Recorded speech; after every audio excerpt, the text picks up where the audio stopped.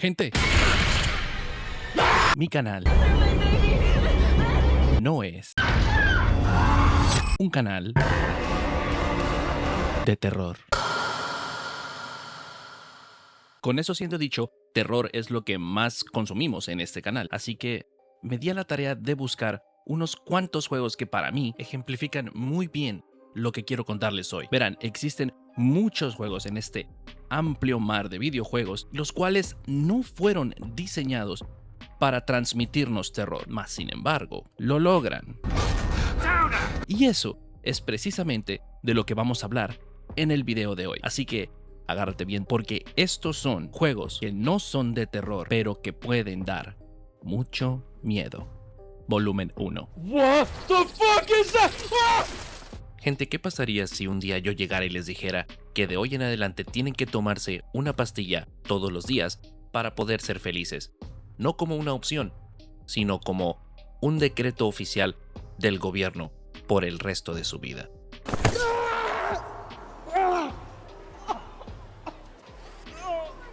En We Happy Few nos ubicamos en la ciudad ficticia de Wellington Wells, una ciudad en una Inglaterra alternativa retrofuturista, ambientada alrededor de los años 60. Aquí el gobierno ha instituido por decreto oficial que sus ciudadanos deben consumir religiosamente una pastilla llamada Joy, aun cuando el gobierno les asegura a sus ciudadanos que es por el bien emocional de estos mismos. La realidad es que el gobierno usa esta pastilla como un medio de control para hacer que sus habitantes olviden un trauma colectivo, creado por haberlos orillado a tomar la decisión de entregar a sus hijos como parte de un acuerdo de rendición ante el Partido Nacionalista Alemán. Aquí la regla es simple: o te tomas tu Joy o serás considerado un aguafiestas, para luego ser eliminado o peor aún, exiliado a los terrenos a los alrededores de Wellington Wells, a donde van y exilian a todas las personas que no se toman su pastilla, y en donde la tristeza, la desesperación y la necesidad llevan a todos a cometer locuras como esta.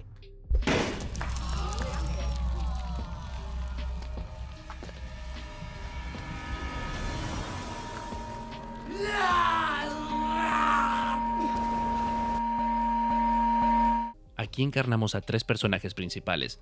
Primero, nuestro protagonista, Arthur Hastings, un tipo que trabaja censurando periódicos para que la población no recuerde absolutamente nada del trauma. Arthur termina topándose con un periódico de 1947, o sea, un periódico de antes de la ocupación alemana. Con el encabezado, los hermanos Hastings ganan un premio por recoger chatarra. Esto activa un recuerdo en Arthur sobre su hermano Percy, quien fue entregado al Partido Nacionalista Alemán como parte del acuerdo del gobierno. Esto hace que Arthur emprenda su misión de salir de Wellington Wells a como de lugar, en busca de su hermano Percy. Sally Boyle es una química brillante que trabajó para el gobierno de Wellington Wells sin saber que estaba ayudando a crear la pastilla Joy, que los terminaría controlando eventualmente. Sally no solo carga con la culpa de ayudar al gobierno con su plan, sino que también su vida se convirtió en una paranoia constante, ya que Sally logró concebir a una bebé, cosa que es considerada ilegal en Wellington Wells, ya que supuestamente el medicamento Joy también fue creado para dejar estériles a sus habitantes. La historia de Sally está llena de paranoia, miedo y un constante terror de ser descubierta y de ser separada de las personas que más ama. Ollie Starkey, la mentira que mantiene vivo el dolor, el veterano de guerra, padre roto y hombre consumido por la pérdida. Ollie es un exmilitar que sufre de estrés postraumático, quien está determinado a encontrar y rescatar a su hija Margaret. Lamentablemente, la mente de nuestro querido soldado está tan fragmentada por los horrores que vivió durante la guerra que el pobre ya ha olvidado que Margaret ya no existe. Lamentablemente, esta falleció durante los disturbios de la ocupación alemana, lo que quiere decir que la misión de Ollie ni siquiera es real. Ollie no pelea para salvar a su hija. Ollie pelea para no aceptar que ya la ha perdido. Porque cuando la guerra te quita todo, incluso una mentira puede convertirse en una razón para seguir adelante. Hasta este momento ustedes podrían pensar: hey, Rafa dijo que esto daría miedo, y hasta el momento se escucha más triste que de terror. Verán, era totalmente necesaria la introducción a este juego para que pudieran entender los horrores que se viven dentro de las calles de Wellington Wells. En este video solo les mencionaré unas pocas, porque de verdad me gustaría que pudieran experimentarlo por cuenta propia. Tomen al tío Jack, por ejemplo, el presentador de la televisión y la radio de Wellington Wells. Él se encarga de transmitir propaganda gubernamental, dar consejos e incluso jugar juegos como Simón dice, y recordar a los ciudadanos diariamente tomar su Joy. Imagínense ver a este tipo con esa máscara todos los días recordándoles que deben obedecer. Verán, al tratarse de un juego que maneja una temática retrofuturista, quiere decir que aun cuando los electrónicos puedan ser avanzados, algunos de estos pueden llegar a tener un aspecto bastante perturbador, como la máquina de cumplidos, They don't make 'em like you anymore. la máquina detectora de aguafiestas instalada justo en el centro de la ciudad,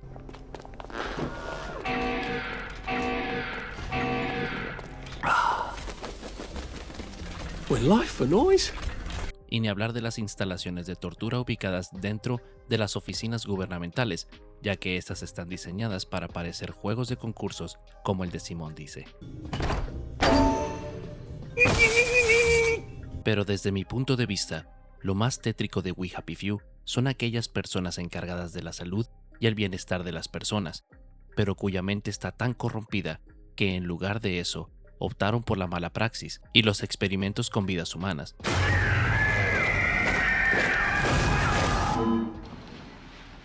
Y cuya apariencia es la más intimidante del todo el juego. There you are. Los doctores. We've been waiting for you.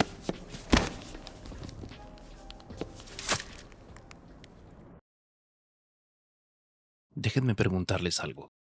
¿Ustedes creen en el destino? ¿Creen que hay fuerzas allá afuera trazando cada paso que damos? Y si es así, ¿no les parece eso aterrador? Este juego no comienza con un monstruo. Comienza con un accidente. Un avión que cae en medio del mar. No hay tierra. No hay ayuda. Solo hay un faro.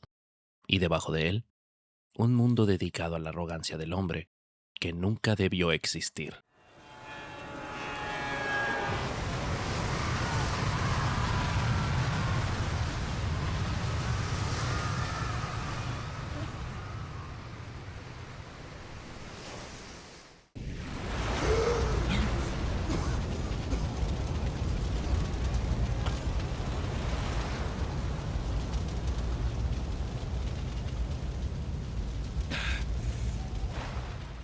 Aquí conocemos a Jack, uno de los sobrevivientes de un accidente aéreo que lo dejó en el medio del mar Atlántico.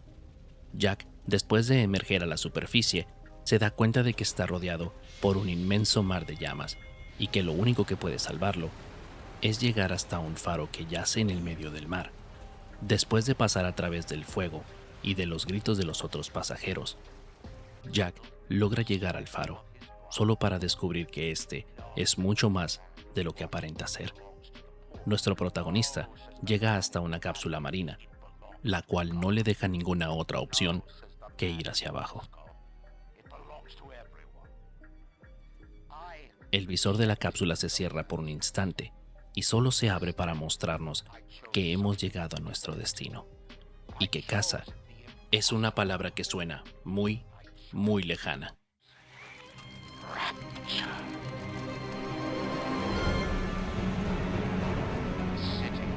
Artist would not fear censorship, where the scientist would not be bound by petty morality, where the great would not be constrained by the small. Johnny, security's banging off all over. Get a move on!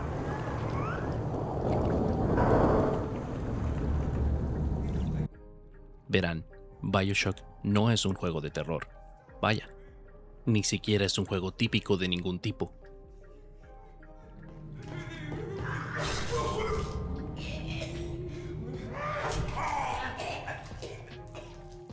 Pero toca ciertos temas con una maestría filosófica tan increíble que deja pensando al jugador aún después de haber terminado el juego. ¿No es eso terrorífico? Que algo tan mundano como un videojuego pueda hacerte pensar, ¿yo hago lo que quiero porque quiero? ¿O es porque algo o alguien influyó para que lo hiciera? Would you kindly head to Ryan's office and kill the son of a bitch? Rapture es el nombre de la ciudad submarina de BioShock. Esta fue una ciudad creada por un hombre llamado Andrew Ryan, un empresario obsesionado con la idea de una sociedad sin gobiernos, sin religión y sin restricciones morales. Su objetivo era construir una utopía donde el talento y la ambición fueran lo único que importara, lo cual terminaría jugando en contra de su creador, ya que para el momento en que nosotros llegamos a la ciudad, esta parece estar totalmente en ruinas, y su población, al igual que Rapture, parece estar totalmente sumergida en la locura. Antes del colapso de Rapture, los científicos descubrieron una sustancia llamada Adam, obtenida de babosas marinas. Esta sustancia permitiría modificar el cuerpo humano con habilidades sobrenaturales, conocidas como plásmidos, las cuales, entre muchas otras habilidades, permiten a su portador lanzar fuego, controlar la electricidad o incluso manipular la mente. Esto hizo que la población se volviera adicta al Adam. El terrorífico deseo por más poder provocó deformaciones físicas y mentales en sus ciudadanos. Así surgieron los llamados Splicers, antiguos ciudadanos convertidos en versiones violentas y trastornadas de ellos mismos. Mientras Andrew Ryan intentaba mantener el control de la ciudad, un criminal llamado Frank Fontaine manipuló a la población, provocando una guerra civil y destruyendo todo lo que quedaba de esta utopía. Durante tu recorrido por Rapture, recibes ayuda de un hombre llamado Atlas, quien te guía por una radio y te pide ayuda para escapar junto a su familia de Rapture. Hay algo muy extraño en la manera en la que Jack obedece las instrucciones de Atlas sin cuestionar, pero claro, estando en el lugar de Jack, uno haría lo que fuera por salir de este infierno bajo el mar. Verán, algo muy aterrador en BioShock, además de sus habitantes, es que para recolectar el Adam, Rapture utilizaba niñas modificadas genéticamente, a las que decidieron nombrar Little Sisters, protegidas por una figura enorme, conocidas como Big Daddies. Aquí el jugador tiene dos opciones. Una, enfrentarse a los Big Daddies para después cosechar una gran cantidad de Adam que yace dentro de las Little Sisters, y así poder facilitar su travesía a través del juego. O dos, dejar ir a las Little Sisters, lo cual le proporcionará a nuestro protagonista con menos Adam, pero logrando así un desenlace más positivo al final del juego. Da miedo pensar que en Rapture la ciudad está dispuesta a sacrificar la inocencia por el progreso, ¿no lo creen? El gran giro llega cuando logras por fin llegar hasta Andrew Ryan, y aquí es donde la parte más aterradora del juego se desarrolla. Ryan nos revela que tú no eres un sobreviviente común. Fuiste genéticamente programado para obedecer órdenes activadas por la frase "Would you kindly", y así es como te das cuenta que todas las misiones que seguiste, todas las cosas que hiciste, no fueron decisiones, fueron simplemente comandos que tú seguiste tal y como fuiste programado para hacer. Y siguiendo con este mismo principio, Ryan te obliga a deshacerte de él, para demostrar que nunca has tenido la oportunidad de elegir.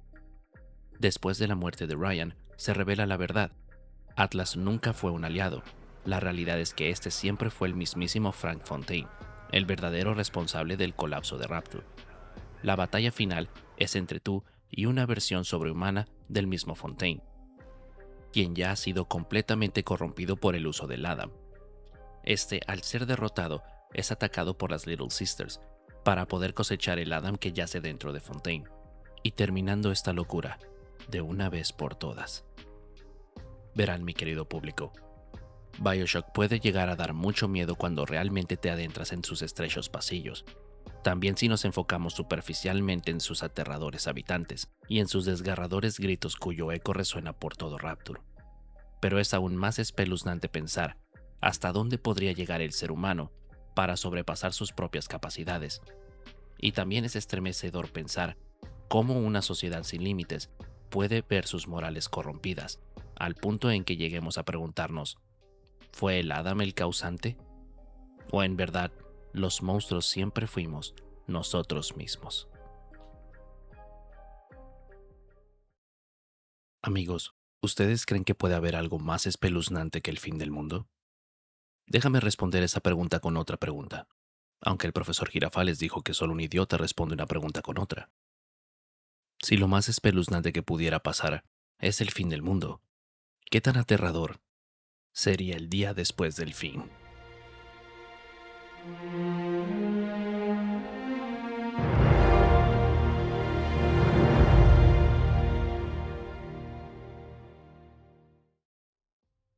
Todo terminó en el año 2077, después de la llamada Gran Guerra.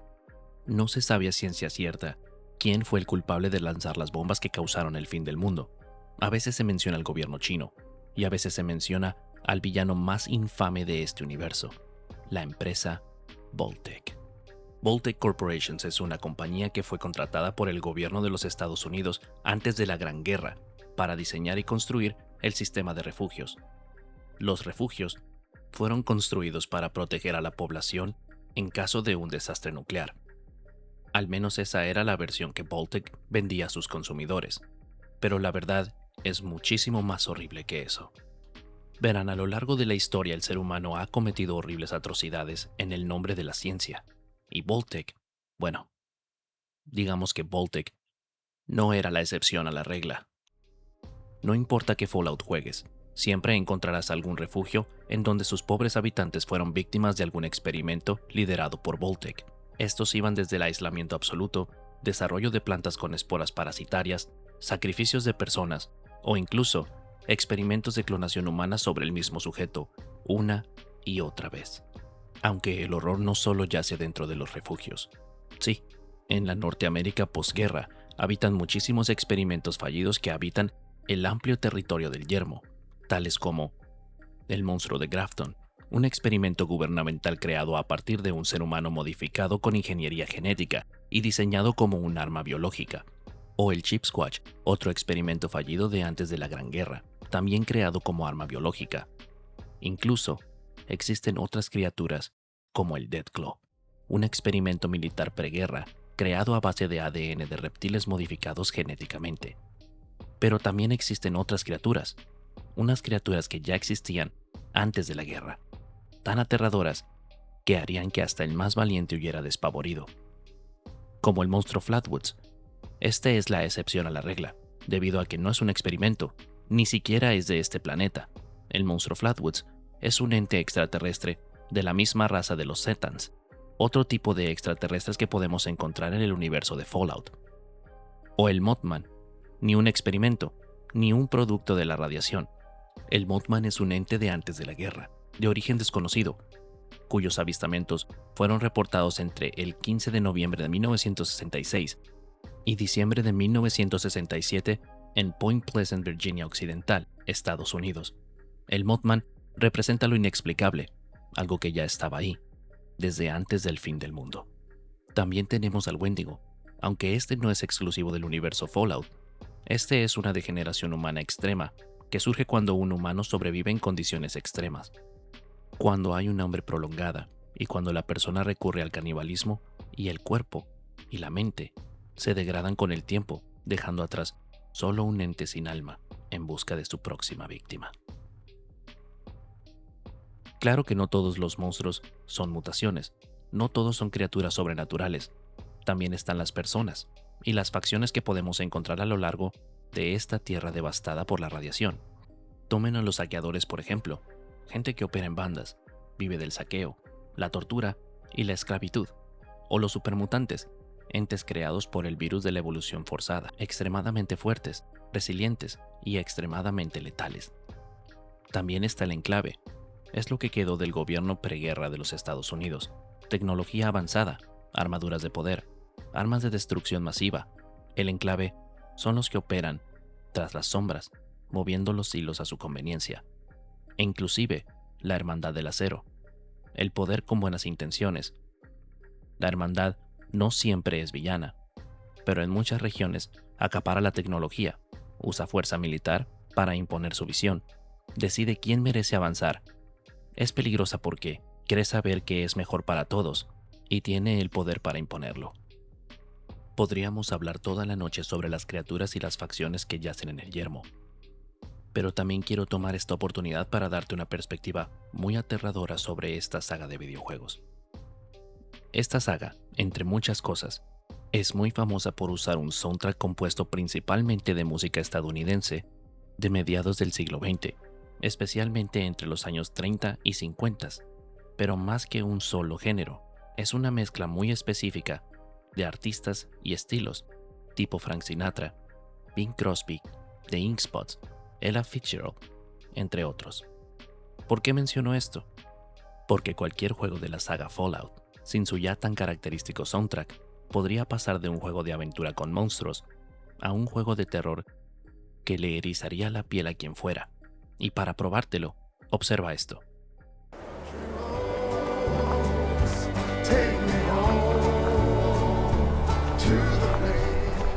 Ese es un fragmento del juego Fallout 76, con el soundtrack que el juego maneja. Ahora ve esto, es el mismo lugar, misma hora, pero sin música.